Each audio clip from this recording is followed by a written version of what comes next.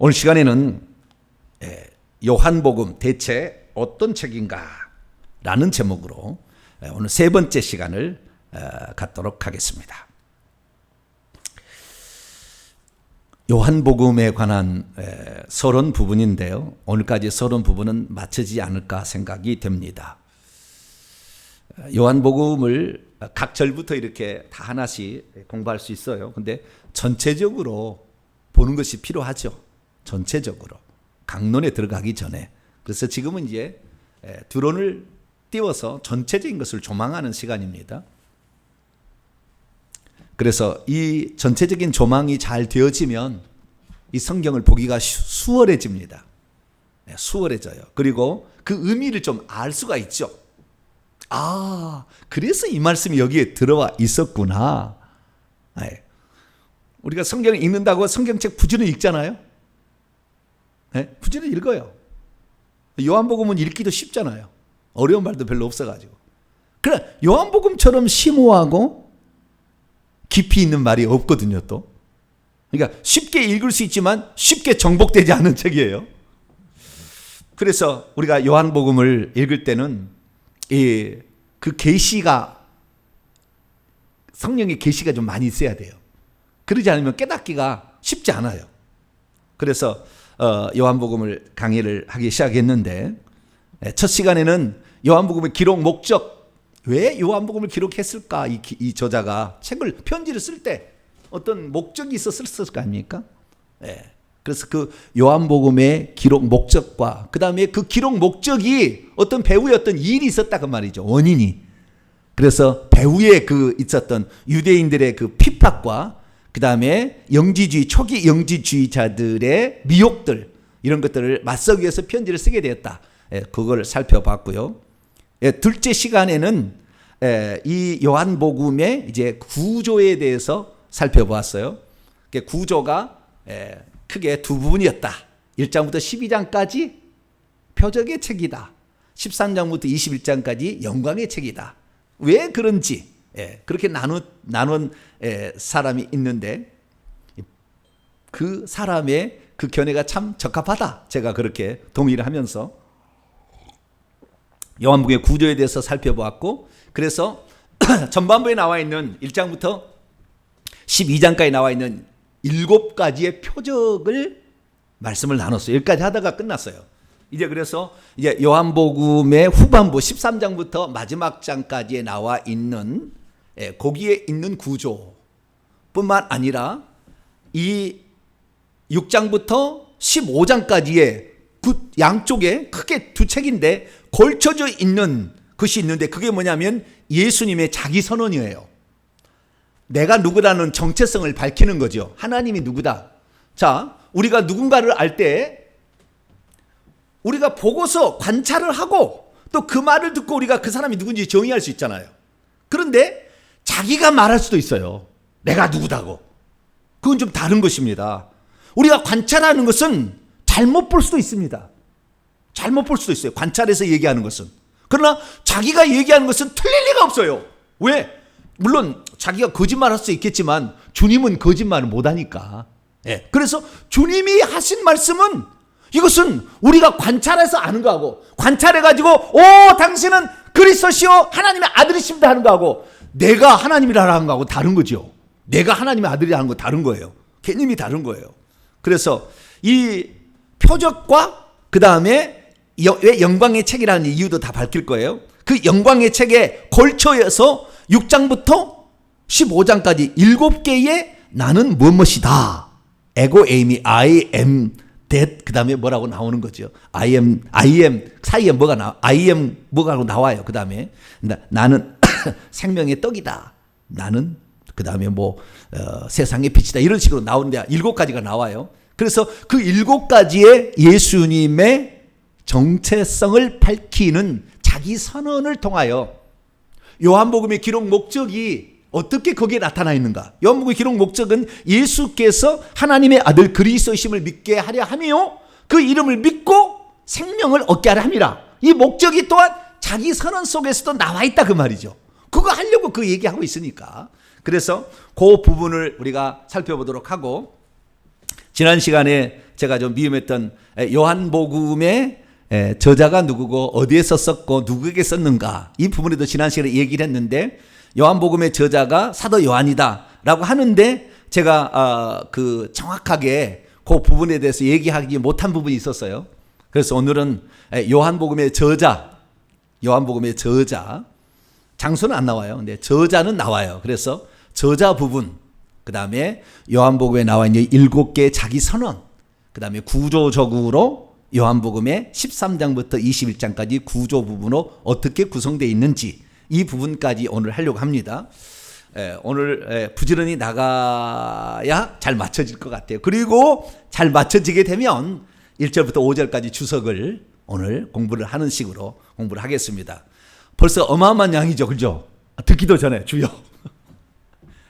연역적으로 마태, 마가, 누가는 귀납적인 방법으로 썼다고 했지만 요한복음은 1장부터 예수님이 하나님한테 딱 때려버리잖아요.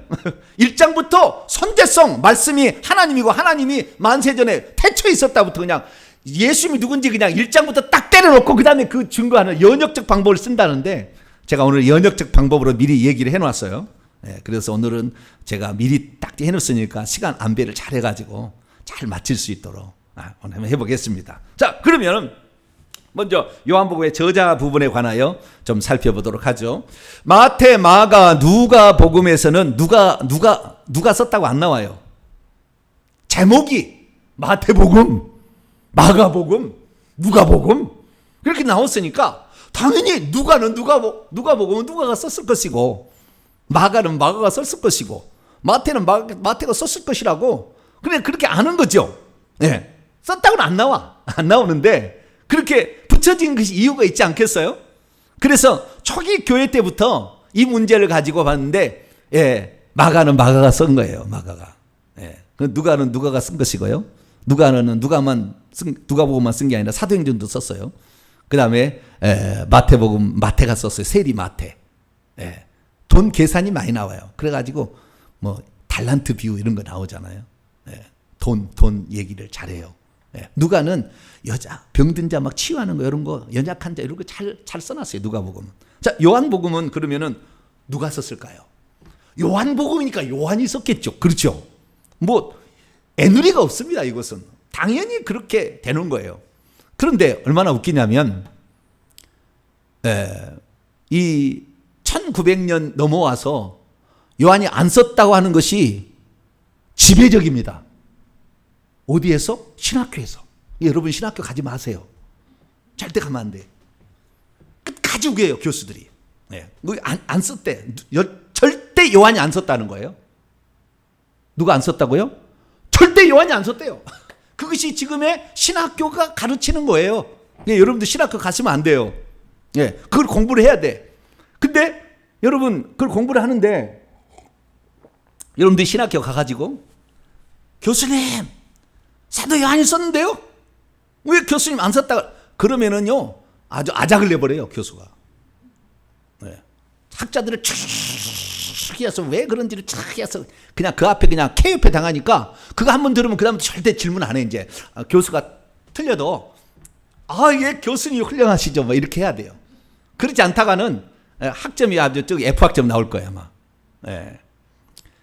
왜 그럴까? 그리고 왜 그렇게 아니라 그러니까 지금의 우리나라뿐만 아니라 이렇게 신학이라는 것은 그 흐름이 있어요. 독일이 최고 셉니다. 어디가 세다고요? 독일이 엄청 세요. 독일이. 그 다음에 이제 미국으로 한 거예요. 독일 학파하고 미국 학파가 있는 거예요. 크게 두 부류가 있는데 대한민국에는 정병진 학파가 있습니다. 할렐루야. 주여. 오늘 좀 힘을 좀 제가 내려고. 저는 성경대로 믿는 사람. 할렐루야. 그렇게 나가니까 성경이 나와요. 마태, 마가, 누가는 누가가 썼는지 안 나와. 누가 썼는지를 기록을 않고 있어요. 그러니까 안 썼다기도 할 말 없어요.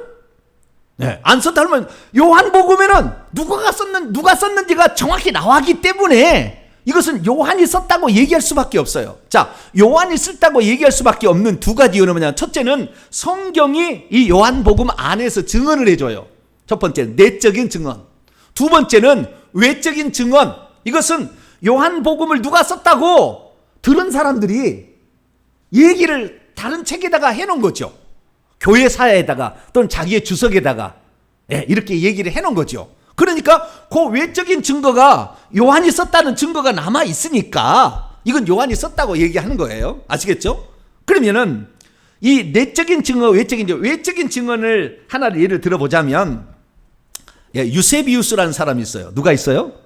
유세비우스라는 사람이 유세비우스의 교회사 이걸 썼어요. 이것이 콘스탄틴 대제 아시죠? 기독교를 공인했던 콘스탄틴 대제 때 그 무렵에 살았던 교회 사가입니다. 역사가인데요. 이 사람은 가이사라의 감독으로서 AD 260년에서 340년 어간에 살았던 사람이에요. 그래서 이 교회사를 324년까지 해서 10권을 썼어요. 이 양반이. 그러니까 최초의 교회 역사서를 쓴 거예요. 우리나라 한국사 쓰듯이 교회사를 써놓은 거예요. 여기 써놓은 거 보면 여기에는 뭐라고 나와 있느냐? 여기에 나와 있는 것을 보게 되면 이 요한이 썼던 것을 알 수가 있어요. 자, 어떻게 나와 있냐면요. 이 유세비우스 교회사 제24장 복음서의 순서라는데 여기를 보게 되면 이렇게 나와 있어요. 그러나 마태와 요한은 기록된 의견을 남겨주었다. 마태복음과 요한복음이죠. 전승에 의하면 들은 거예요. 그러니까 이것은 자기 본 건 아니지만 그때 당시에는 당연히 보았겠지만 나중에 시간이 가니까 이것이 누가 썼다고 일부러 안 남겼지만 나중에 이제 들어서 아는 거죠. 그들은 필요에 의해서 그 일을 착수했다고 한다. 마태는 처음에는 히브리어로 복음을 전파했다. 그러나 그는 다른 나라로 가야 했기 때문에 복음을 모국어로 기록하여 자신이 없는 공백을 그 기록으로 보충해 주었다. 한편 마가와 누가가 복음서를 펴낸 뒤 마가가 썼고 누가가 쓴 거예요. 마태가 쓴 거고 지금 얘기는 아무것도 기록하지 않고 복음을 전파해 온 요한이 다음과 같은 이유로 인해 복음서를 기록하기에 이르렀다. 이미 기록된 세 개의 복음서는 사람들에게 유포되었고 요한에게도 전해졌다. 그러니까 요한은 마태, 마가, 누가 복음을 알고 있었던 거예요. 그러니까 요한 복음을 쓰기 전에 이미 세 개 복음서는 써졌던 거죠. 그것이 알고 있었어요. 전해졌다. 그는 그 복음서들을 인정하였고 성령의 감동으로 기록된 쪽으로 그들의 진실성을 증언하였다. 그러나 거기에는 그리스도께서 최초로 행하신 몇 가지 일과 복음의 시작에 관한 이야기가 부족하다는 것도 증언을 하였다. 쭉 생각하고 그리고 이런 이유로 인해 복음서 기록에 착수하라는 요청을 받은 사도 요한은 앞에 세 기자들이 마태, 마가, 누가가 기록하지 않는 시대의 이야기 요한이 투옥되기 전에 발생하였으므로 세 기자들이 기록하지 않는 이야기를 쓰려고 썼다는 거예요. 그리고 제가 지난 시간에 92%가 공간복음서에 없는 내용이라 한 얘기가 그 얘기예요. 그리고 그들이 지나쳐버린 주님의 행적을 기록했다. 어느 누구도 그 얘기를 정확히 어떻게 마태복음 14, 15, 16, 17장에는 그런 얘기를 쓸 수가 없어요. 그냥 그 5편인 5분의 1 정도, 5분의 1 정도 되는 이 부분을 쓸 수가 없어요. 요한은 이 사실을 예수께서 이 처음 표적을 행하여라고 말한 뒤 주님의 행적을 다루는 도중에 세례요한을 누드게해서 이와 같이 요한은 자기의 복음서에서 세례요한이 감옥에 갇히기 전에 있었던 예수님의 행적을 제시하고 있으나 나머지 세 복음서 기자들은 그 상황 이유를 언급한다.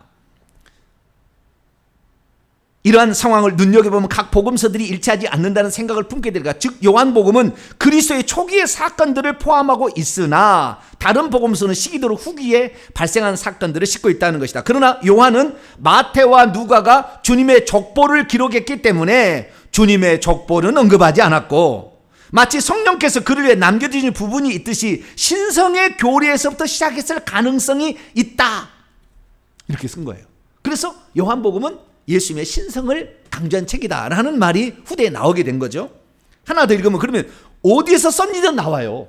이 양반이 제8장에 들어가게 되면 이레네우스라는 AD 130년에서 202년 그러니까 이 요한복음이 써지고 나서 40년이 채 안 됐을 때에 태어났던 사람이에요. 그래서 그 뒤에 가장 신약 시대 교부 중에서 가장 신뢰하는 학자가 이레네우스라는 학자입니다. 거의 뭐 성경 비슷하게 이렇게 인정해 줄 만한 가치가 있어요. 신뢰할 만한 학자인데 그 이레네우스의 진술을 인용을 합니다. 인용을 하는데 이렇게 이레네우스가 이렇게 했다는 거예요. 그러면서 유세비우스가 써놨어요. 뭐라고 써놨느냐?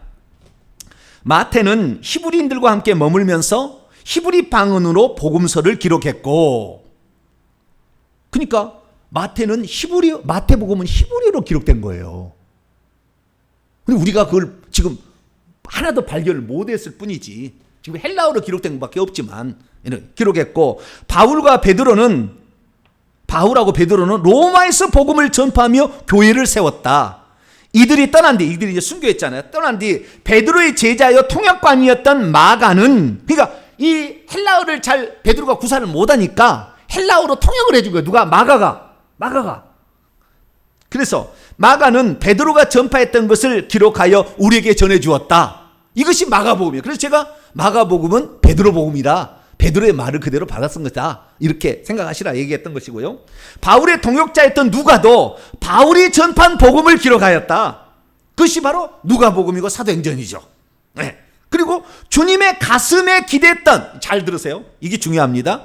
주님의 가슴에 기대였던 제자 요한도 아시아의 에베소에 머무는 동안 복음서를 기록했다, 이렇게 나와 있어요. 이 책에, 신뢰할 만한 책에 나와 있는 거예요. 근데 이것은 그 신학자들 뭐라 하냐면은 거짓말을 쓸 수 있다 그래요. 뭐라고요? 그럼 안 믿으려고 생각하면은 한도 끝도 없어요. 예. 한도 끝도 없는데 좌우지간 이걸 못 믿겠다는 거예요. 신학자들은 이걸 못 믿겠다. 그럼 왜 그렇게 되느냐? 안 믿으려고 하면 그래요. 뭐라고요? 안 믿으려고 하려면 어쩌든 간에 내가 저 후보를 하여간 안 찍고 싶어. 그러면 어쩌든 흠을 잡아야 돼. 뭘 어떡하지 만들든 간에 없는 사진도 갖다가 붙여가지고 막 만들어서, 그러면은 남들이 그거 사면 그래, 맞아, 그래서 그렇지, 맞아. 자기가 믿고 싶은 걸 막 믿으려고 해. 막 이렇게 하는 거예요. 여러분들은 그래도 이레네우스라는, 예수님 돌아가시 얼마 안 돼, 그러니까 사도 요한 죽은 지 얼마 안 되는 이레네우스의 증언과 그 다음에 유세비우스의 증언이 외적으로 객관적인 증언이에요. 그게 확실한 증언이라고요. 근데 안 믿으려고 하면은 안 믿는 거예요. 그러면은 보편적으로 요한복음의 저자를 누구라고 그러면은 얘기를 할까요? 학자들은 누구라고 얘기하냐면은, 첫째, 요한은 요한인데 마가 요한이다. 뭐라고요? 요한은 요한인데 마가 요한이다, 이렇게 얘기를 해요. 그럼 마가 요한이 왜 마가 요한이냐? 네. 그럴 때는 이 요한복음은 제가 그랬습니다. 마태, 마가, 누가복음은 갈릴리 사역을 중심으로 썼고요. 요한복음은 유대 사역을 중심으로 썼어요. 그렇죠? 네. 유대 사역을 중심으로 썼기 때문에 이 사도 요한은 갈릴리 베세다 사람이잖아요. 갈릴리 사람이고, 마가 요한은 예루살렘 사람이잖아요. 그러니까 아무래도 예루살렘에 있는 보도들을 잘 쓰려면 마가 요한이라는 사람이었을 것이다. 왜냐하면 요한복음에서 요한복음을 썼던 사람이 요한이라고 안 나오고 누구라고 딱 나오냐면은 예수님의 사랑하시는 제자라고 나와요. 뭐라고요?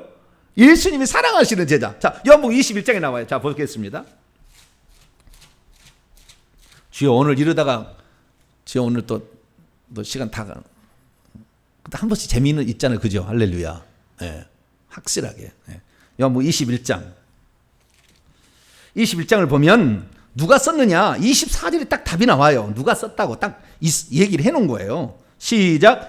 이 일들을 증언하고 이 일들을 기록한 제자가 이 사람이라 우리는 그의 증언이 참인 줄 아노라. 그러니까 마지막에 누군가가 24절을 덧붙인 거예요. 24절, 25절을. 그렇죠? 왜냐하면 우리는 이 사람이 쓴 거, 증언하고 쓴 것이 23절까지는 썼겠죠. 그렇죠? 23절까지는 썼겠고, 이 일을 증언하고 이 일을 기록한 제자가 이 사람이라. 이게 그 제자인데 그 제자가 누구냐? 20절에 나와요. 20절 보세요. 시작. 베드로가 돌이켜 예수께서 사랑하시는 그 제자가 따르는 것을 보니 그는 만찬석에서 예수의 품에 의지하여 주님을 파는 자가 누구일까 묻던 자라. 바로 이 일을 증한 자가 예수께서 사랑하시는 제자다 이렇게 나와요. 여기에. 예수께서 사랑하시는 제자지 사도 요한이다 또는 나 요한이다 이렇게 안 나와요. 예수님이 사랑하시던 제자니까 그럼 예수님이 사랑하시던 제자 그 중에서 예루살렘의 지리자와 그 다음에 그 역사를 잘 알고 있는 사람은 마가 요한이다 그렇게 이제 주장하는 사람도 있어요. 두 번째 나사로다. 누구라고요? 나사로다. 왜냐하면은 요한복음 11장 읽어보면 시간 가니까 그냥 정리할게요. 요한복음 11장 읽어보면은 예수님이 사랑하시던 자라고 나와요. 그래서 사랑하시던 자가 죽었다라는 거예요.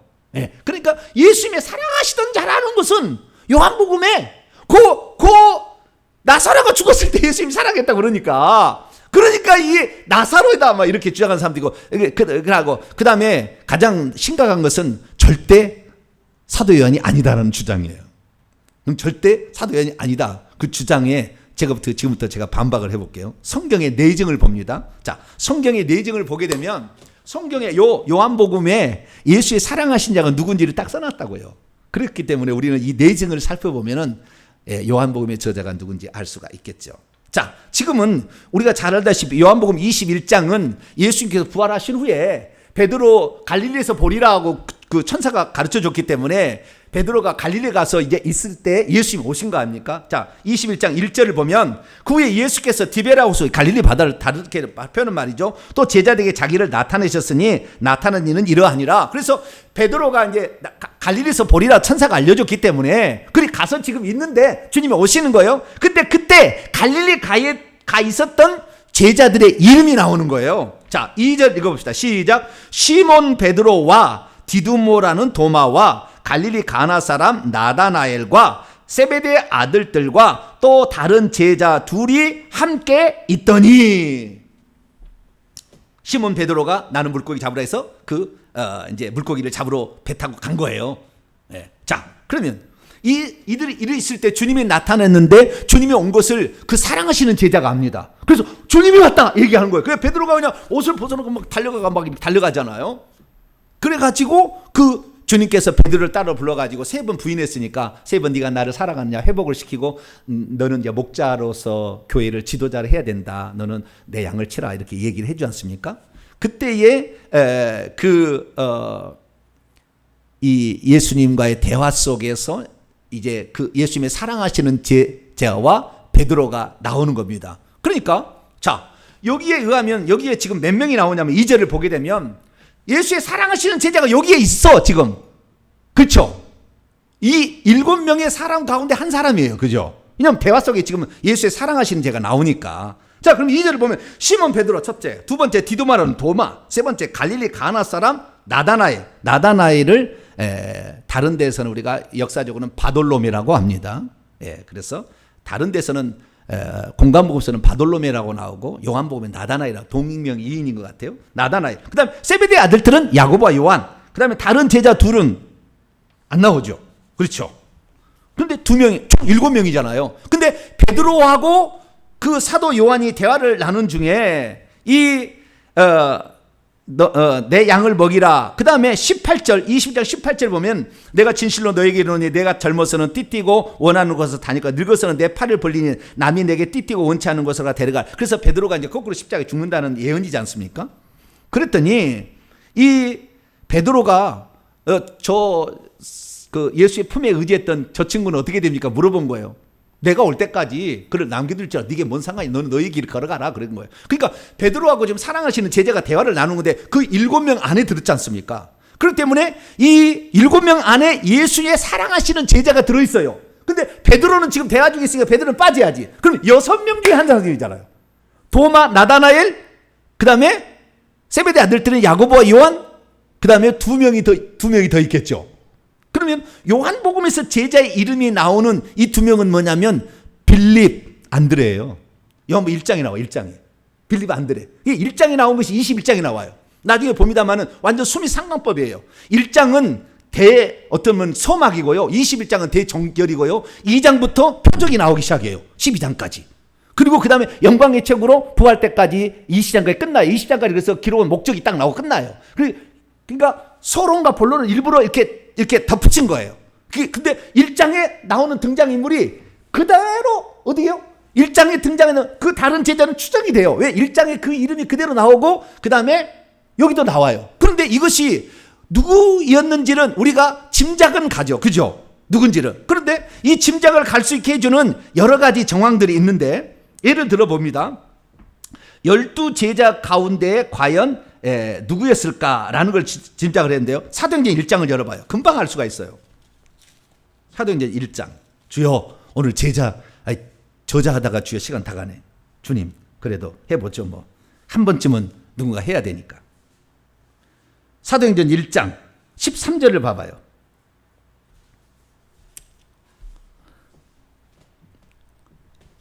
부활 후에 제자들이 마가 다락방에서 기도를 하는데 그 제자들이 이름이 나옵니다. 읽어봅니다. 시작. 들어가 그들이 유하는 다락방으로 올라가니 베드로, 요한, 야고보, 안드레, 빌립, 도마, 바돌로메 여기까지 나오죠.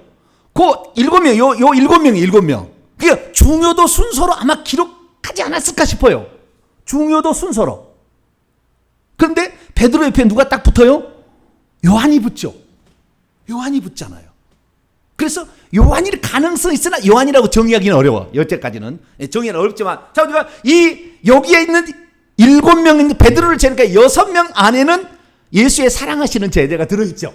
이 사람이 저자인데 여기 들어있는 거예요. 그래서 우리는 우선 이렇게 알 수 있고 누가복음에도 나와요. 자 누가복음 6장을 볼까요? 왜 이 얘기를 제가 하냐면요. 누가복음의 사도행전의 기록을 사도 요한이 알고 있었다고 유세비스에 나오니까 기록을 참조해서 이름을 썼을까라는 가정이 나오는 거죠. 자, 누가복음 6장 14절을 볼까요? 누가복음 6장 14절 시작. 12사도들을 택해 이름을 정해주는 겁니다. 시작. 곧 베드로라고도 이름을 주신 시몬과 그의 동생 안드레와 야고보와 요한과 빌립과 바돌로메 똑같죠. 그 앞에 이름이 똑같이 나와. 그러니까 요한복음도 그 7명이 요한복음 1장에 나와 이름이. 근데 21장에는 다른 제자 둘이라고 빌립과 안드레겠죠. 그래서 추정이 가능해. 근데 그건 추정이고 자 어디가 빌립이든지 도마든지 아니면 바돌로메든지 야고보와 요한이든지 안드레든지 그 사람이 예수님의 사랑하시는 제자예요. 그러면 그 사랑하시는 제자가 과연 누구일까요? 더 앞으로 나가게 되면 어떻게 알 수가 있느냐? 자, 조금 더 나가게 되면은 그 전에 요한복음 13장을 열어봅니다. 최초의 사랑하시는 제자가 등장하는 장면, 최초의 사랑하시는 제자가 등장하는 장면을 볼까요? 그것은 성만찬입니다. 예수님이 돌아가시 하루 전날 밤 성만찬석에서 예수의 사랑하시는 제자가 등장하기 시작합니다. 자, 23절인데요. 요한복음 13장 23절. 예수의 제자 중 하나 곧 그가 사랑하시는 자가 이게 최초의 사랑하시는 제자라는 요한복음의 언급입니다. 예수의 제자들 중에 한 명 곧 그분이 예수님이 사랑하시는 자가 예수의 품에 의지하여 누웠는지라. 성만찬에 유대인들은 음식을 먹을 때 약간 비스듬히 눕잖아요. 근데 예수의 품에 이렇게 있었다는 말이죠. 예, 그 자가 이 요한복음을 쓴 거예요. 그러면 이 사랑하시는 제자가 누구냐? 여기에 의하면 예수님의 사랑하시는 제자는 12명 중에 하나겠죠. 그렇죠? 이 마가복음 그러니까 누가복음은 사도들과 함께 만찬을 했다고 나오고요. 마태 마가복음은 12명의 제자와 함께 성찬식 했다고 나와요. 아예 성경책 읽어보면은 나옵니다. 그러니까 12명이 이 대상이죠. 12명이. 12명인데 아까 요한복음 21장에 하면은 7명 중에 베드로 탈락하면 6명 중에 한 사람으로 이제 또 압축이 되지 않습니까? 압축이 돼요. 자, 근데 아주 중요한 단서가 하나 나옵니다. 요한복음 18장을 봅니다. 요한복음 18장 15절. 요한복음 18장 15절.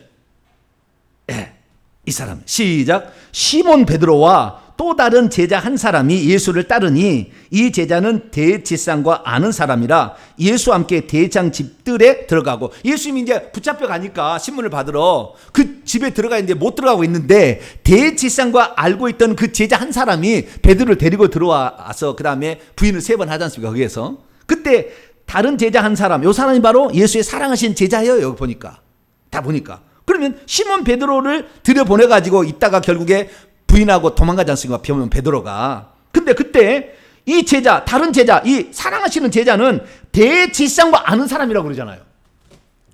이 사람이 대제사장과 아는 사람이다. 그럼 대제사장과 아는 사람은 12제자 중에 누구냐? 베드로를 제외하고 이제 11명 중에 가룟 유다도 제외됩니다. 왜냐하면 성찬식 때 떡을 받고 따라가니까. 그것도 아니에요. 예수의 사랑하는 제자는 절대 될 수 없어. 가룟 유다는. 그러면은 베드로, 가룟 유다 제외하면은 10명의 제자인데, 10명의 제자 가운데 아까 6명으로 또 압축이 돼. 이제 6명 중에 한 사람이겠죠. 그럼 그 6명 중에 대제사장과 알고 있는 사람이 누구였는지만 찾아내면은 그 사람이 저자인 거죠. 근데 그 기록이 남아있을까요? 안 남아있을까요? 네? 그 기록이? 여러분, 우리는 성경이 여러 가지가 남아있다는 것을 감사하게 생각해야 돼요. 누가복음을 읽어보면은 단서들이 있어요. 여러분, 예수의 어머니가 누굽니까? 이름이 마리아죠. 마리아. 예수의 어머니가 예수님 말고 남동생 넷을 더 낳았죠. 야고보, 유다, 시몬, 요셉. 그 다음에 여동생들이라고 나와요. 2명 이상은 더 낳았어요. 배가 불렀다 꺼있다 불렀다 꺼있다를 많이 한 것 같아요. 우리 어머니가 10번을 배가 불렀다 꺼있다 불렀다 꺼있다 그랬다는데, 하여간 마리아도 많이 난 여자예요. 우리 어머니하고 비슷하대. 18살 때 시집 온 것 같고, 좌우지간 우리 어머니하고 비슷한데, 어쨌든 좌우지간 그 마리아인데, 이 마리아가 누구냐? 여러분, 야고보와 요한하고 예수님의 관계가 어떠냐면은 사촌간입니다. 외동 사촌간이에요. 어떻게 되냐면은 성경이 다 조사하면 다 나오는데, 좌우지간 시간이 없으니까 정리 그냥 쉽게 할게요. 예수님의 어머니가 마리아고요. 야고보와 요한의 어머니는 살로메입니다. 살로메. 마가복음 15장이 딱 나와요. 그것은 예수의 이모입니다. 자, 요한복음 19장을 열어봐요. 살로메는 예수의 이모예요. 그러니까 마리아하고 살로메는 형제, 자매지간이죠. 자매지간이에요. 자, 요한복음 19장, 요한복음 19장 25절을 봅니다. 요한복음 19장 25절 읽습니다. 시작. 예수의 십자가 곁에는 그의 어머니와 이모와 글로바의 아내 마리아와 막달라 마리아가 서 있어요. 자, 제가 사진 하나를 가져왔어요. 그 십자가 곁에 서 있던 사람이라고 추정되는, 그러니까 막달라 마리아를 비롯한 여자들이 그 무덤에 갔을 때 천사가 나타나 얘기하잖아요. 저 여자들이 누굴까요?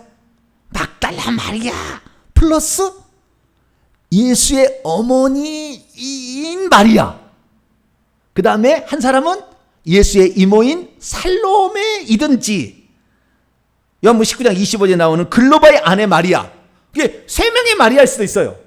그러나 다른 데를 보게 되면 살로메가 아니라 글로바의 아내 마리아는 빠져요. 그러니까 마리아 3명에다가 살로메까지 돼서 4명의 여자가 주로 있는데, 이 사진은 이름은 기록이 안 돼 있더라고요. 제가 찾아보니까 오래된 이게 그 성서한데, 그래서 우리는 여자들인데 그 여자 중에 예수의 이모가 등장해요. 그 예수의 이모가 뭐냐? 자, 마가복음 15장을 열어봐요. 답이 딱 나와요.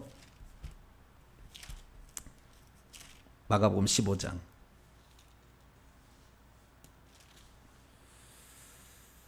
40절 보게 되면 멀리서 바라보는 여자들도 있었는데 그 중에 막달라 마리아와 작은 야고보와 요셉, 이건 야고보와 요셉은 예수님의 동생들입니다. 어머니 마리아니까 그의 모친이죠. 예수님 모친. 그리고 살로메, 이모가 살로메인 거예요. 이모가 살로메. 그러니까 이모 살로메하고 마리아는 자매지간입니다. 그러니까 외종 사촌간이겠죠. 이렇게 그럽니다. 자, 그런데 보세요. 예수의 누가복음 1장 읽어보게 되면 마리아가 임신을 해가지고 유대 산중에 가서, 거기 헤브론입니다. 헤브론에 가가지고 엘리사벳을 문안하러 가는 길이 있어요. 근데 둘은 친족간이라고 얘기합니다. 아시겠죠? 그 친족간에 엘리사벳을 만나러 가요. 그럼 엘리사벳이 누구냐? 엘리사벳하고 마리아가 친족간이 될 수밖에 없는 이유는 성경의 기록과 외적인 기록을 다 살펴보면은 엘리사벳하고 마리아의 어머니 있지 않습니까? 마리아의 어머니 천주교에서는 안나라고 합니다. 안나. 성경에 안 나와요. 안나라는 하고 엘리사벳은 언니 동생이에요. 언니 동생. 근데 누가복음 1장 읽어보면은 사가랴의 부인이죠. 엘리사벳이. 근데 둘 다 아론의 제사장의 아론 그 후손이라고 그래요. 아론의 자손이라고 나와요. 이게 제사장인 거예요. 제사장의 딸이죠. 엘리사벳도 제사장의 딸이고 안나도 제사장의 딸이에요. 제사장의 딸이 또 딸을 둘을 낳은 거죠. 마리아하고 살로메하고. 그 마리아가 예수님을 낳은 것이고 살로메가 야고보 요한을 낳은 것이죠. 그러니까 당연히 올라가면은 대제사장 알 수밖에 없어. 이 가문이 원래, 그러니까 이스라엘 나라가 남는 것은 이 유다 지파나 베냐민 지파나 아니면 그 다음에 레위인들, 제사장들, 사두개인들 이런 거잖아요. 여기에 지금 남유다가 남은 게. 그렇기 때문에 요 올라가게 되면 대제사장을 아는 자일 수 있는 확률은 기록에 의하면 야고보와 요한이에요. 야고보와 요한.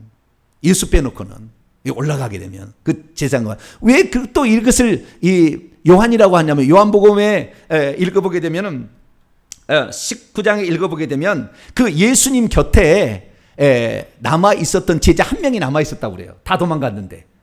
예. 그 요한이라고 안 나와요. 근데 저기가 한 명이 남아 있었는데 그 한 명한테 뭐라고 하냐면은 보라 네 어머니라 하고 자기 어머니를 맡깁니다. 그 다음에 아들입니다. 이제 이렇게 그렇게 엮어주잖아요. 그러면은 우리는 이제 생각할 때 요한이 마지막에 남아 있었으니까 묶어줬겠지 그렇게 생각하지만 사실은 이모잖아, 이모. 요한이라고 한다면 이모잖아요. 왜? 그러니까 아들이라고 할 수 있어요, 그렇게. 네, 가까우니까. 그렇게 할 수가 있어요. 근데 이것이 왜 이렇게 증명이 되냐면은요, 제가 에베소에 가서 알았어요. 성지순례 가가지고. 에베소에 갔더니 사도 요한의 무덤이 있어요. 에베소에. 여기 요세푸스의 기록처럼 에베소에 기록을 했다는데 에베소에 간 사도 요한의 무덤이 있는데 거기에 마리아의 교회가 있어요. 터가. 마리아의 교회 터가 있어요. 그러니까 마리아를 끝까지 모신 사람이 사도 요한이었다고 증거가 에베소에 남아 있어요. 그 어머니를 모신 자가 사도 요한이었다. 그것이 에베소에 증거로 남아 있다니까요. 그렇기 때문에 이 성경의 모든 것을 다 이렇게 통합을 해서 본다고 한다면 이 사람은 사도 요한이 아닐 수가 없어요. 역사적인 증거, 실제 에베소의 고고학적 발굴과 그 다음에 외적인 증거와 성경의 내적인 증거를 다 살펴보게 되면 아까 빌립이든지 안드레든지 도마든지 바돌로메든지 야고보 요한인데 야고보는 이 사도행전 12장 2절 읽어보게 되면 헤롯 대왕에서 먼저 순교를 당하잖아요. AD 40년에 죽어요. 근데 지금 이 성경을 쓸 때는 AD 90년경인데 그때까지 살아남은 사람은 야고보로 또 빠져. 그렇지 않습니까? 그 다음에 예수님의 사랑하시는 자고 예수님의 품에 의지했던 자잖아요. 예수님의 품에 의지했던 자. 그러니까 예수님과 가까웠다는 거 아닙니까? 예수님이 가까운 사람은 딱 세 사람밖에 안 나와. 회당장 야이로를 살리러 갈 때 세 명 데려가죠. 누구죠? 베드로? 안드레? 아니, 베드로, 야고보, 요한. 그 다음에 변화산에 올라갈 때는 누구 데려가죠? 이 세 사람 데려가. 그 다음에 겟세마네 동산에서 기도하러 갈 때도 이 세 명을 또 따로 데려가. 이것이 베드로, 야고보, 요한이에요. 그리고 요한복음 20장에 읽어보게 되면은 막달라 마리아가 예수님이 사랑했다고 보고를 해서 보니까 베드로와 그 사랑하시는 제자가 막 달려가요. 그 무덤을 달려가. 근데 그 사랑하시는 제자가 먼저 가가지고 보고는 안 들어가고 있어. 베드로가 들어가서 보고 나와서 그러니까 들어갑니다. 그 장면이 나와요. 그 베드로가 아주 가까운 사람이야. 그럼 예수님이 사랑하시는 제가 예수의 품에 안겨있대. 그리고 베드로가 누구냐고 물어보고 막 이렇게 했어. 그러면 그 사람이 야고보 내지 요한 2인으로 압축되는데 야고보는 일찍 죽었어. 이 요한복음을 기록될 오래전까지 사는 사람 누구밖에 없어요? 요한밖에 없다고. 그 결국에 이 요한복음은 결국에 요한일 수밖에 없어요. 모든 성경의 외적 증거, 내적을 다 합쳐보면은. 그런데도 절대 아니래, 신학자들은. 그래서 여러분들이 신학교에서 배워야 돼요. 가실래요, 안 가실래요? 가시고 싶으면 가셔요. 아유, 나는 신학을 해서 목회자가 돼야 되겠다. 그러시면은 그 험난한 거기를 뚫어야 돼. 지금은 내가 받아버립니다.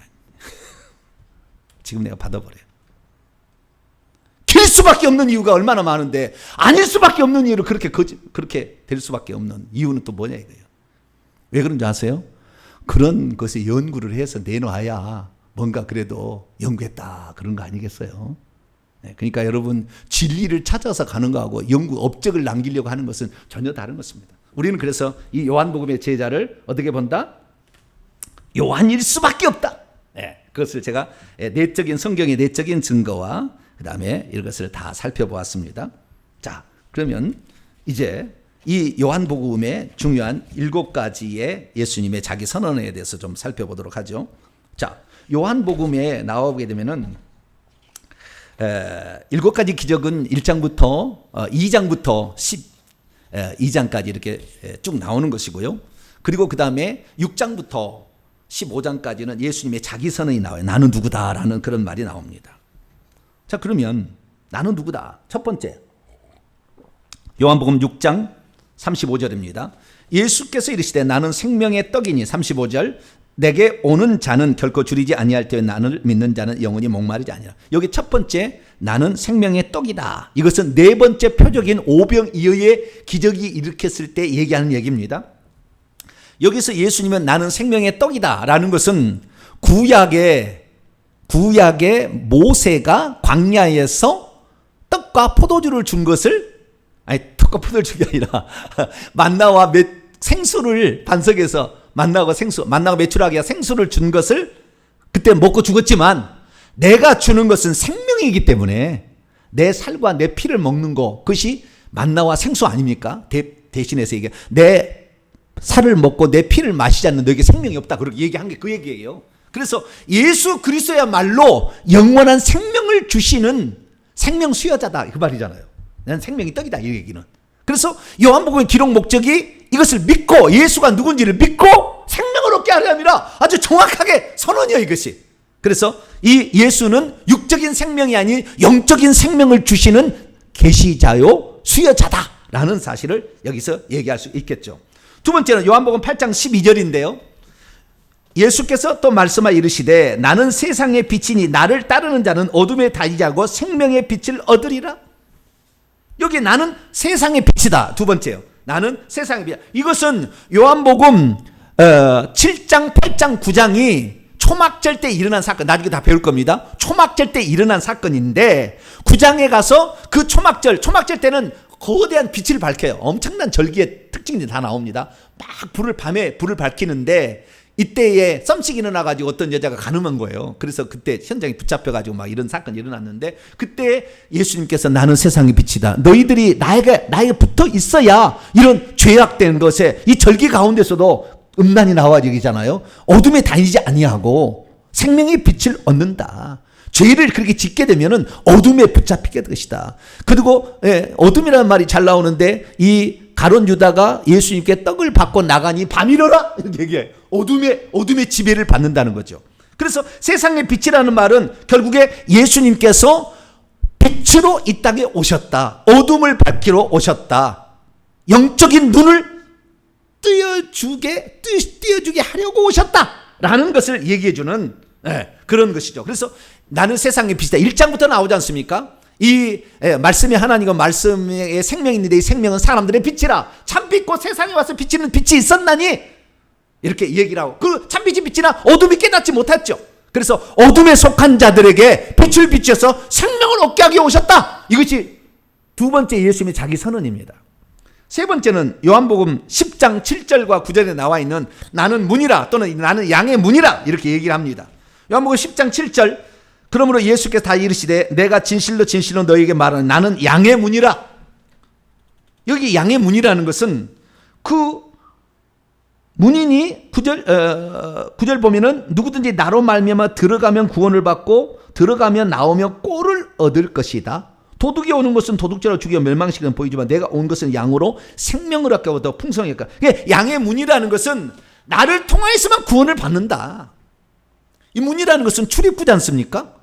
그래서 지키심과 보호심을 받을 뿐만 아니라 그 양의 문에 안에 들어가야 주님의 사람이 되는 거니까 그렇게 해야 구원도 받고 꼴도 먹고 생명도 얻고 그렇다 그 말이죠. 그래서 내가 양의 문이다. 나를 통하지 않고서 다른 데로 들어가는 것은 엄한 데로 죄송합니다. 사투리를 써가지고 죄송합니다. 엄한 데가 아니고 엉뚱한 곳으로 사단이 원하는 대로 들어가는 거. 우리는 예수 그리스도가 문이니까 예수 그리스도를 통해서만 들어가야 될 줄 믿습니다. 이것은 그 구약 시대의 성막에 동쪽에 문이 나 있는 거 그거 나중에 다 얘기하겠습니다. 완전 연관되어 있어요. 동쪽에 유다 지파의 후손으로 예수 그리스도가 오시고 그 동쪽의 문을 통해서만 거기만 문이거든요. 동쪽에. 그래서 유다 지파예요 거기가. 유다 지파의 사자 오신 예수 그리스도를 얘기하고 있어요. 나중에 더 자세히 얘기하겠습니다. 그래서 예수 그리스도를 통해서만 구원을 받고 꼴을 얻고 풍성의 생명을 얻는다. 이것도 생명에 관한 이야기죠. 그 다음에 네 번째는 요한복음 10장 11절과 14절에 나오는 선한 목자예요. 나는 선한 목자라. 선한 목자는 양들을 위하여 목숨을 버린다. 예수님의 자기 정체성은 사람을 구하기 위해 자기의 목숨을 대속물로 주려고 이 땅에 오셨다 이거예요. 싹군이나 강도들은 오히려 해치죠. 당시의 종교 지도자들은 그들을 빼앗았습니다. 재물을 탐하고 과부들의 재산을 몰수하려고 별 방법을 다 썼어요. 그러나 예수님은 당신의 생명을 주려고 이 땅에 오셨다라는 거죠. 그래서 선한 목자를 뭐라는 것은 당신의 목숨을 이 땅에 주어서 구원하기 위해서 생명을 얻게 하려고 오셨다라는 것을 표현하고 있죠. 다섯 번째는 요한복음 11장에 나사로를 살린 다음에 살리는 그 장면에 나오는데 마르다의 신앙 고백이죠. 요한복음 11장 25절 26절을 보면 예수께서 이제 나는 부활이요 생명이니 나를 믿는 자는 죽어도 살겠고 무릇 살아서 나를 믿는 자는 영원히 죽지 아니하리니 이것을 내가 믿느냐. 이건 일곱 번째 표적인 나사로를 살린 다음에 하는 얘기로서 예수님만이 사망을 정복해서 생명을 줄 수 있다 이거예요. 사망을 정복한 이다. 죽음을 정복할 수 있는 유일한 존재는 나고 내가 주는 것은 영원히 죽지 않는 생명이고 이 생명은 부활 생명이다 라는 것을 얘기를 해주고 있죠. 그래서 예수를 믿으면 죽어도 다시 살고 이걸 믿는 자는 영생을 얻게 하니라 하면은 그 요한복음 기록 목자가 동일한 얘기를 하신 거예요.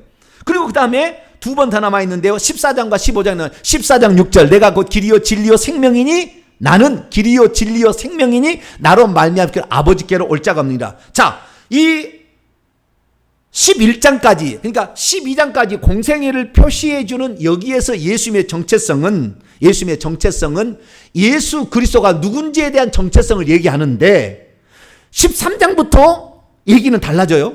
13장 1절은 뭐냐면은 예수님께서 자기의 사람들을 사랑하시되 끝까지 사랑하시는데 이제 아버지께로 돌아갈 줄을 아시고 그래서 아버지께로 돌아가시는 것, 아버지께로 돌아갈 수 있는 모든 과정을 영광을 얻는 과정으로 얘기합니다. 그래서 떡을 먹고 나가니까 입이 인자가 영광을 받았다 이렇게 얘기하므로 예수님께서 아버지께로 돌아가는 그 과정을 영광을 얻는 과정이라고 얘기를 해요. 그래서 영광의 책이라고 13장부터 얘기를 하는 거예요. 근데 이 13장 이후에 나오는 두 가지 선언, 앞에 다섯 가지 선언은 예수님이 누군지 나를 통해서만 생명을 얻는다. 그걸 얘기를 하고 있다고 한다면 두 번에 걸쳐 14장과 15장에 나와 있는 영광의 책에 나와 있는 두 가지 선언은 아버지하고 예수님의 관계를 얘기를 합니다. 좀 더 나갔어요. 좀 더 나가. 발전적인 기독론이죠. 조금 더 나가는 거예요. 뭘 얘기하냐면은 나로 말미암아 그는 아버지께로 내가 무엇인데 나로 말미암아 아버지께로 올 자가 없다고 얘기하므로 내 속에 아버지가 있다. 내가 아버지와 같다. 나를 본 자는 아버지를 본 것이다. 그래서 요한복음 14장에 이제 빌립이 물어볼 때 그렇게 대답을 하지 않습니까? 그래서 여기에서는 아버지하고 관계성을 얘기해서 곧 나를 통해서만 아버지를 가는 것이고 나를 믿는 것은 아버지를 믿는 것이고 내 말을 듣는 것은 아버지의 말을 듣는 것이고 나를 믿는 자는 나 보내셨던 이를 믿는 것이다. 이렇게 얘기를 해주는 거죠. 그래서 아버지하고 관계를 얘기하므로 예수님이 곧 아버지시다라는 것을 그래서 요한복음 10장 30절에 그 전에도 얘기했습니다. 나는 아버지와 하나다라는 얘기가 어떤 것인지를 좀 밀착되게 얘기를 해주고 있습니다. 그래서 이 여섯 번째 예수님의 자기 선언은 예수님이 아버지께로 가는 유일한 길, 그 길, 유일한 길. 다른 길이 없어요. 사도행전 4장 12절 말씀, 다른 길은 없어요. 다른 이름을 구원을 받으면 다른 이름을 우리에게 주신 일이 없어요. 예수 그리스도를 통해서만 우리가 천국 갈 수 있다라는 것을 아버지께로 갈 수 있다라는 걸 얘기하고요. 아버지와 관계성이 좀 더 들어가는 표현이다. 아시겠죠? 그 다음에 마지막 요한복음 15장 1절과 5절 보면 나는 포도나무에 너희는 가지니 그리고 내 아버지는 농부니 이렇게 나와요. 그 아버지가 또 나와 거기에. 그제는 그런 표현이 없어요. 아버지하고 한 건데 여기는 두 가지는 그런 표현이 있는 거예요. 그래서 이 예수 그리스도께 붙어 있어야 돼. 우리는 가지기 때문에. 떨어지면 안 돼. 그거 붙어 있어야 돼. 예수를 통해서만 아버지도 갈 수가 있고 예수를 붙어 있어야만 아버지가 열매를 맺어. 아버지가 병치료도 잡아주고 다 요한복음 15장 나중에 공부하겠습니다만 다 잡아주고 이렇게 해가지고 열매를 맺으려면 붙어 있어야 되는데 아버지가 농부예요. 그래서 예수님을 통해서 아버지의 보호를 받고 병충해라는 건 사단 마귀 귀신들이죠. 이런 것들을 다 떼낼 수 있다는 거예요. 그래서 우리는 그분을 사랑해야 되고 그의 계명을 지키는 것이 아버지를 사랑하는 것이다. 이렇게 얘기해요. 그래서 우리가 이 땅에 예수 믿는다고 하지만 계명을 안 지키는 사람 서로 사랑하라. 이것이 신약의 계명, 구약에는 하나님을 사랑하고 이웃을 사랑하라. 이건데 10계명이죠. 안 지킨 사람은 천국 못 가요. 못 갑니다. 지금 믿기만 하면 물론 당연히 믿음으로 시작을 합니다. 시작을 하지만 그날 안 죽잖아요. 마귀가 그러면 천국 갈 수 있도록 우리가 40년 생활하는데 오냐 너는 이미 천국 백성 되었으니 내가 너를 밀어주마. 절대 그러지 않다 그 말이에요. 믿는 순간에 우리가 그때 회개하고 믿었으면 천국 가겠지만 우리는 살아야 된다 그 말이에요. 마귀 가만두지 않아요. 그렇기 때문에 이때 우리가 어떻게 사느냐는 그분께 붙어 있어야 된다. 그래서 포도나무의 이 가지는 나는 참 포도나무 내가 너희에게 열매를 맺게 해주고 또한 병충해 우리 아버지로부터 보호를 받으려면 나에게 붙어 있어라. 이 얘기가 포도나무 비유예요. 그래서 우리가 이 7가지 비유를 통하여 예수 그리스도께서 누구시며 구원자다는 거잖아요. 이분이 길이다는 거잖아요. 이분이 생명이라는 거잖아요. 생명을 얻는다라는 얘기를 요한복음 기록 목적을 자기의 선언을 통해서 또 얘기해 주고 있다. 할렐루야. 이거고요. 그리고 더 중요한 것은 요한복음 8장인데 이것은 예수님의 은유적인 자기 서론이라고 7가지는 뭐라고요? 예수님의 은유적인 자기 선언. 그런데 예수님의 절대적인 자기 선언이 나와요. 자, 요한복음 8장 열어봅니다. 요한복음 8장 24절 나중에 다 또 공부를 할 거예요. 요한복음 8장 24절 읽습니다. 시작. 그러므로 내가 너희에게 말하기를 너희가 너희 죄 가운데서 죽으리라 하였노라. 너희가 만일 내가 그인 줄 믿지 아니하면 너희 죄 가운데서 죽으리라. 내가 그인 줄이란 말은 에고엠이에요. I am 이라고 딱 나와 있다. 내가 인 줄 알면 이라는 거죠. 내가 뭐뭐인 줄. 이것이 출애굽기 3장 14절에 나는 스스로 있는 자니라라는 그 히브리어를 그대로 헬라어로 옮긴 거예요. 그러니까 스스로 있는 자라는 뜻이에요. 예수님이 내가 스스로 있는 자라는 한 분 하나님 스스로 있었던 그 하나님을 믿지 않는다면 여전히 너희들이 죄 가운데 지옥 간다 그 말이잖아요. 여전히 죄 가운데 있으니까. 그러니까 예수님이 한 분 하나님이라는 걸 모르면 끝까지 신앙생활이 어려워. 하나님 아들이라고 믿고 가도 되기는 돼요. 가기는 되지만 그러나 쉽지 않은 거예요. 예수님이 하나님을 한 번 하나님 딱 믿어지는 순간 이 사람은 천국 못 갈 리가 없을 거야 아마. 내가 그렇게 생각이 들어요. 내 느낌은 목숨 바치니까 그게 믿어지게 되면. 그래서 요한복음에 자기 절대선이 나오는데 이게 요한복음 8장 24절 28절 58절 세 번에 걸쳐서 내가 그다 내가 그다 내가 그다고 나와요. 그래서 예수님의 자기 절대선언도 나온다. 그래서 예수님이 누구냐? 주 하나님이라는 도마의 고백이 요한복음 20장 28절에 나오는데 이미 유대인들과의 싸움 속에서 이것도 나오고 있다라는 것을 우리가 볼 수가 있다는 것입니다. 그래서 우리가 이 예수님의 자기 선언을 통해서도 우리가 요한복음의 전체적인 것을 내용을 파악할 수 있고 기록 목적과 부합된다는 걸 살펴보았고요. 마지막으로 이제 강론까지는 못 가겠고 오늘은 마지막으로 구조 부분만 잠깐 한 5분 동안 하고 마치겠습니다. 자, 요한복음은 1장부터 21장인데 1장 1절부터 18절까지가 서막 서론입니다. 서막. 이건 예수님의 찬가예요. 그 핵심은 예수 말씀이 육신이 되셨다 이거예요. 이게 핵심이에요.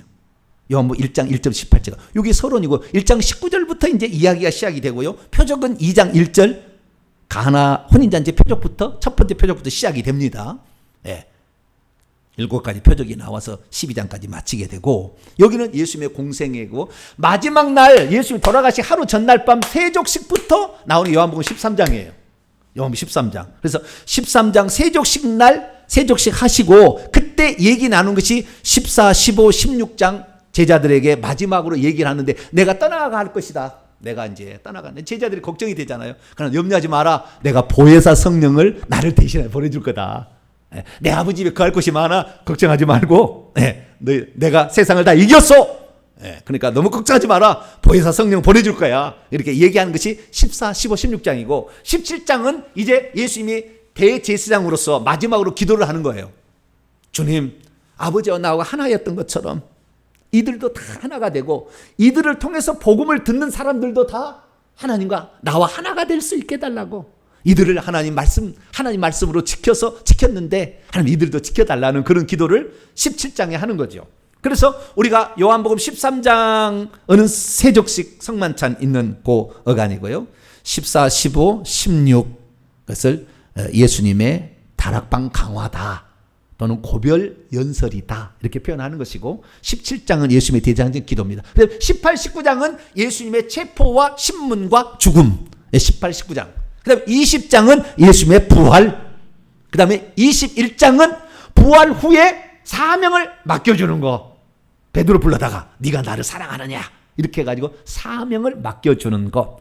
그래서 우리가 요한복음은 13장부터 21장까지 살펴보았고요. 그래서 요한복음의 구조는 크게 수미 쌍반법이에요. 서론 1장 1절부터 18절 21장 결론 사명을 맡겨주고 처음에 이분이 누군다서 그 다음에 과정을 여기다 딱 설명해 주고 있다. 특별히 1장부터 12장에는 7가지 표적이 나오기 때문에 12장에 가서 표적의 의미를 설명을 해 줍니다. 자, 12장을 넘어가 봐요. 12장 36절 뒤부터 봅니다. 예수께서 이 말씀을 하시고 그들을 떠나가 숨으시나 이렇게 많은 표적들을 그들 앞에 행하셨으나 그를 믿지 아니한대요. 표적을 본다고 믿지 않아요. 참 희한합니다.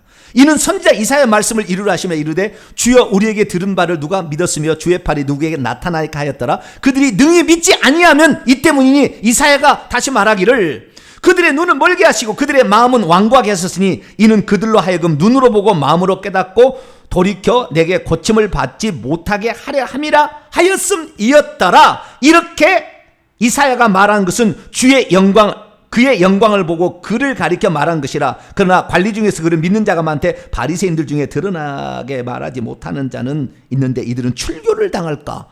지금 유대인의 출교의 위험성이 있었던 거죠. 그래서 이 출교 당할까 두려워합니다. 그들은 사람의 영광을 하나님의 영광보다 더 사랑하였더라 라고 하면서 그들을 위해서 교훈이 44절 50절까지 얘기하고 마치게 되는데요. 그래서 이 표적을 주지만 표적 속에 영적인 의미를 깨닫지 못하면은 떡 먹고 배부른 것뿐이에요. 그래서 예수님은 가나 혼인잔치부터 표적이라고 얘기해요. 여기에 심오한 뜻이 있다는 거예요. 그것을 찾아내지 못한다고 한다면 그냥 기적 본 거예요. 아무 의미 없습니다. 안 믿는다는 거예요. 아무 의미 없습니다. 그 표적의 의미가 예수님은 모든 사건 하나하나를 다 구약의 예언을 이루기 위한 것이었지 그냥 거저 한 게 아니에요. 소경 눈을 뜨는 것도 마찬가지예요. 그분이 빛이라는 거, 어둠 속에 갇혀있는 그들의 어둠에 있는 것을 눈을 뜨게 하시는 이사야 61장에 나와 있는 것처럼 내게 성령의 기름을 부으사 가난한 자에게 복음을 전하고 그 어둠의 가운데 있는 자들을 이렇게 해방시키기 위하여 마귀에 눌린 자를 해방시키기 위하여 얘기를 하는 거죠. 그래서 이 예수 그리스도의 그 표적이라는 것들도 사실은 이렇게 믿음을 가지고 있지 않으면 처음에 사도 요한의 기록이 아니라고 믿고 싶으면은 끝까지 안 믿잖아요. 어쩌든 마가 요한이고 예수 여러분 그 한마디로 그것을 한마디로 그걸 깨뜨리는 말이 나와요. 마가 요한도 아니고 그 다음에 나사로가 아닌 제자가 아닌 한마디로 딱 깨뜨려버리는 말이 나와. 그래도 몰라요. 자, 요한복음 15장을 보세요. 27절. 지금 이게 12제자가 있는 그 12제자가 있는 데에서 지금 얘기하는 거예요. 그 중에서 가룟유다는 13장이 이미 나갔기 때문에 11제자만 남아있는 상태입니다. 27절 읽습니다. 시작. 너희도 처음부터 나와 함께 있었으므로 증언하느니라. 처음부터 요한복음 1장에 있는 처음부터 얘기하지 않습니까? 근데 자 보세요. 예수님께 제자로서 부름을 받아서 처음부터 있던 자가 사랑하시는 제자가 되는 것이지 나사로가 될 수 없다 그 말, 마가요는 될 수 없다 그거예요. 처음부터 제자였던 그 제자, 그 제자였다는 거예요. 그런데 왜 마가 요한이라고 그렇게 떠들어대는지, 그러고는 대신학자라고 자랑하고 죄송합니다. 신학학의 대학자라고 자랑하고 자빠졌어요. 다 서로 띄워주고.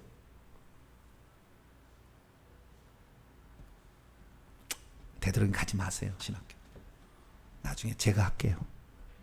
나중에 제가 하시면 그때 오세요. 성경을 안 믿으려고 그래. 여기 나와 있잖아요. 어떻게 나사로가 됩니까? 나사로가 처음부터 제자였습니까? 나사로가 예수의 품에 안겼습니까? 나사로가 뭐 어린 아이입니까? 사도 요한은 나이가 적잖아요. 마가요한이 처음부터 제자였습니까? 베드로에게 다 들은 거지. 그러니까 어쨌든 자기가 원하는 대로 가는데요. 저는 성경대로 가겠습니다. 성경의 내적인 증거, 외적인 증거 다 있으니까 우리가 그대로 믿고 가면 되고. 자, 마지막으로 요한 1서 1장 1절을 읽으면은 이것이 요한이겠구나 금방 알아요. 요한일서 1장 1절에서 2절까지 그냥 답이 바로 사도 요한이라 답이 딱 나와버려요. 바로. 요한 1서는 요한 사도가 썼다고 다 얘기합니다.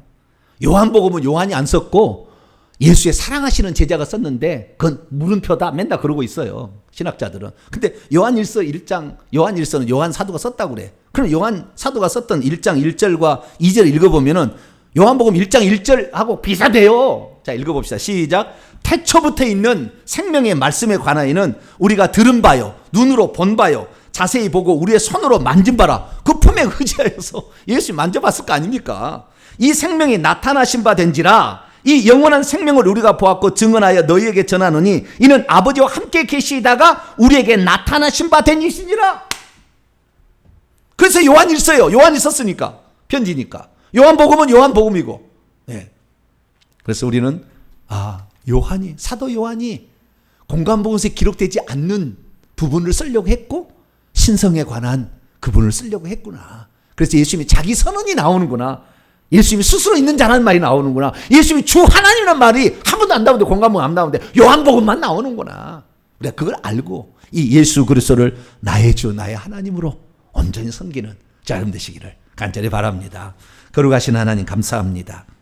주여 성경을 우리에게 남겨주신 완벽한 기록이 우리에게 있사오니 성경에 기록된 이 예수님 저희 끝까지 믿고 우리를 구원하러 오신 예수 그리스도 주 하나님을 영원히 끝까지 잘 믿을 수 있도록 도와주옵소서. 우리 주 예수 그리스도의 이름으로 기도하옵나이다.